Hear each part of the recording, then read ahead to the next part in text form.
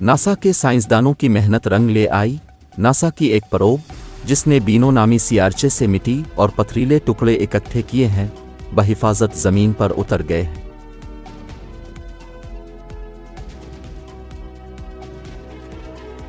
उम्मीद है कि ये नमूने नासा को बता सकेंगे कि जमीन पर जिंदगी कैसे शुरू हुई।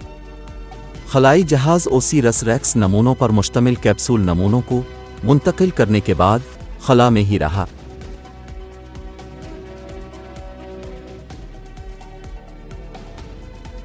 ये कैप्सूल जो राइफल की गोली की रफ्तार से 15 गुना ज्यादा रफ्तार से जमीन के माहौल में आया है, पैराशूट की मदद से यूटा के मगरबी सहरा में उतरा है, कहा जाता है। ये साइंसदानों की बड़ी कामयाबी है जो इंसानों के मुस्तकबिल का फैसला करेगी।